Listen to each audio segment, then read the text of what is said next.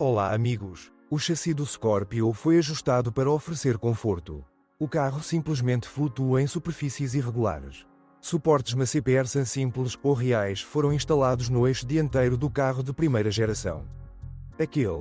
A roda foi alinhada transversalmente com uma alavanca simples conectada à barra estabilizadora. A nova geração ganhou ossos da sorte mais familiares. Vale ressaltar que seu suporte traseiro é uma haste que é inserida no bloco silencioso.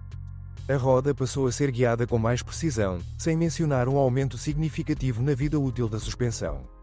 As alavancas de escorpião eram extremamente fortes.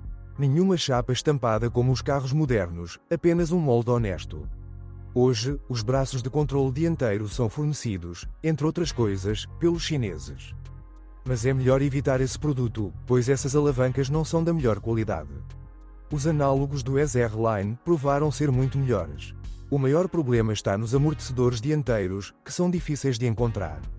Os discos dos travões dianteiros são idênticos aos utilizados no primeiro Mondeo com o motor V6 de 2,5 litros a gasolina. Parece que a Ford estava tentando unificar modelos conceitualmente semelhantes. Há menos inovação no eixo traseiro. Como antes, foram instalados braços oblíquos triangulares e uma viga curva. Os braços do eixo traseiro diferiam dependendo da carroceria. As diferenças diziam respeito aos locais de montagem dos amortecedores e das molas. Hoje, os conjuntos de braços de controle traseiros não estão mais disponíveis, apenas blocos silenciosos podem ser adquiridos. Os amortecedores só podem ser adquiridos para um sedã. A perua utilizava nivomates, que mantêm a altura da traseira independente da carga. Até 1996, a demanda por motores a gasolina de 4 cilindros era atendida por um par de motores de 2 litros de aspiração natural. O mais fraco tem potência de 115 cavalos de vapor. Foi emprestado de seu antecessor. Ele estreou em 1989. Apesar das duas árvores de cames, tinha 8 válvulas. Sua versão de 16 válvulas desenvolveu 136 cavalos de vapor.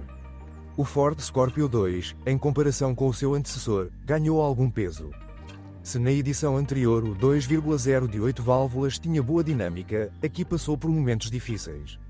Infelizmente, a versão de 16 válvulas não resolveu o problema. Pode-se até dizer que a situação com ele estava piorando ainda mais, já que faltava tração em baixas rotações. Claro, a pior coisa que pode acontecer é uma combinação com uma arma de fogo automática pré-histórica de 4 velocidades. O motor ideal em termos de direção e confiabilidade apareceu em 1996. Era uma unidade de 2,3 litros, 16 válvulas e 4 cilindros. Substituiu o 2,0 de 16 válvulas e tinha um potencial muito melhor. Enquanto o motor de 2 litros era quadrado, ou seja, o curso do pistão era igual ao diâmetro e era de 86 mm, então no 2,3 o pistão tinha diâmetro de 89,6 mm e curso de 91 mm. O V6 Colony de 2,9 litros e 12 válvulas é um dinossauro de 6 cilindros dos anos 60. Este V6 conseguiu ficar sob o capô do Capri, Granada, Sierra e do primeiro Escorpião. Com sistema de distribuição de gás OHV, árvore de comando única, e 145 cavalos de vapor. Não havia questão de esportes. No entanto, o motor funcionou bem e poderia viajar centenas de milhares de quilómetros sem grandes reparos. Ao contrário dos V6 modernos, também foi oferecido com transmissão manual. No entanto, o consumo de combustível nunca caiu abaixo dos 13 litros. Top 2,9 V6 Cosworth com 207 cavalos de vapor. Conhecido desde 1991 desde a primeira geração de Escorpião. O motor é baseado no Colónia de 12 válvulas. Existem também duas árvores de cames, DOHC, instaladas aqui. Para acionar a corrente de distribuição, é utilizada uma corrente, até 31 de outubro de 1994, uma corrente de 2 carreiras, a chamada duplex, e a partir de 1º de novembro de 1994, 2 correntes de uma carreira, simplex. O sincronismo das válvulas não é ajustável, o controle é apenas no duto de admissão pelo sistema VIS, Variable Intelligence System. Tal sistema também está disponível no 2,0 de 16 válvulas modificado. O motor de ponta oferece boa dinâmica, embora você espere mais dele do que realmente consegue. O Cosworth destinava-se exclusivamente aos níveis de acabamento mais caros, o que significava que estava ligado a uma transmissão automática e equipado com uma rede multiplexi. As unidades diesel foram fornecidas pela italiana VM Motori. A cabeça do bloco não resistiu bem ao desgaste. Tinha um design atípico, estava dividido em 4 partes independentes. Muitas vezes alguns deles explodem. Além disso, as camisas úmidas cederiam com o tempo, causando perda de líquido refrigerante. Outro destaque técnico é o eixo de comando, localizado bem alto no bloco e equipado com sistema de engrenagens. Nunca compre um carro com esse motor. Quanto aos problemas, nos melhores anos afetaram principalmente o catalisador. 2 sondas lambda já foram usadas aqui, na frente e atrás do catalisador. Aconteceu que o enchimento cerâmico foi destruído, o que foi acompanhado de ruído e às vezes de queda na dinâmica. Conseguir um catalisador para Escorpião hoje é uma tarefa digna de Sherlock Holmes. Todos os motores possuem uma corrente de distribuição. Se não chacoalhar, não há necessidade de trocá-lo. Os motores foram combinados com uma transmissão manual MT75 de 5 velocidades, bem como com uma arcaica A4LDE automática de 4 velocidades, exceto 2,0 de 8 válvulas. A máquina é construída com base na antiga caixa hidráulica A4LD, criada no início dos anos 80. O índice I significa a presença de controle eletrónico por meio de solenoides, dos quais são 6 no total. As principais desvantagens desta caixa são tanto a mecânica quanto a eletrónica. Aqui, as cintas de freio muitas vezes se desgastavam, a máquina automática escorregava ou sacudia ao trocar.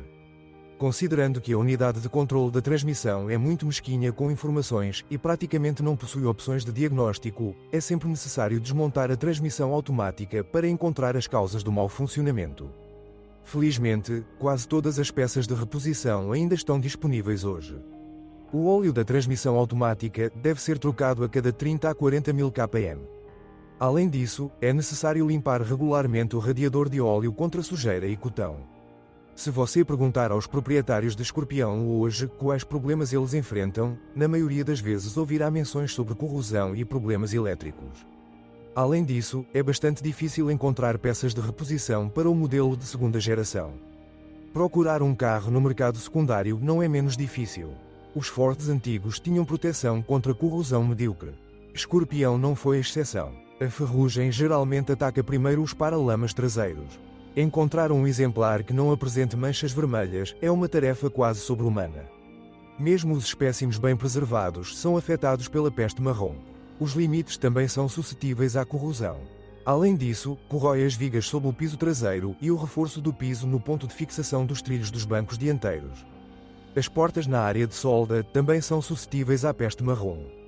A primeira geração não apodreceu tanto. O segundo problema diz respeito à parte elétrica e afetou, em primeiro lugar, os carros pré-reforma. No final de 1997, a situação mudou radicalmente. Até então, era instalada fiação Siemens, cujo isolamento muitas vezes rachava.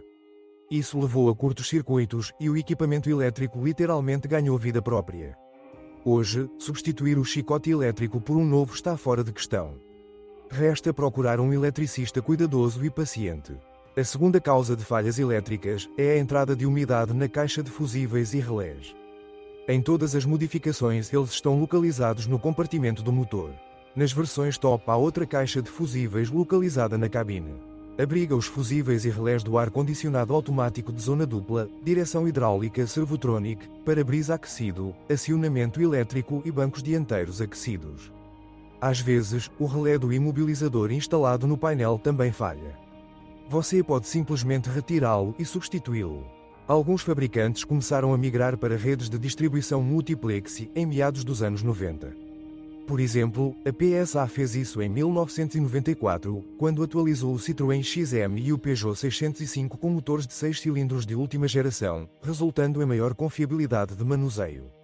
A organização da rede elétrica em Escorpião 2 é única. Ford estava apenas na metade do caminho em Escorpião. A rede de distribuição multiplexi, o chamado multiplexi, incluindo uma unidade CCM especial, está conectada à terceira caixa de fusíveis das versões superiores. A rede atende exclusivamente a zona de conforto, onde os elementos individuais são conectados por apenas 2 fios responsáveis pelo controle de bancos, vidros, retrovisores, travamento central e demais elementos. O multiplexi de vez em quando assombrava os proprietários e funcionários dos serviços. O Scorpio 2,9 V6 e 2,5 TCI, TDI, ainda usava o sistema de gerenciamento do motor ESIV original, herdado da primeira geração. Por esta razão, a ECU foi conectada à interface de diagnóstico OBDI anterior, o chamado Star Code System. Os demais motores, assim como o motor diesel 2,5 desde 1995, receberam uma unidade de controle ESCV mais moderna com interface OBDI e conector de 16 pinos. A versão com motor 2,9 V612V foi equipada com a versão antiga da eletrónica até o final da produção em 1996. Se você souber de outros problemas de funcionamento do modelo, não deixe de escrever sobre isso.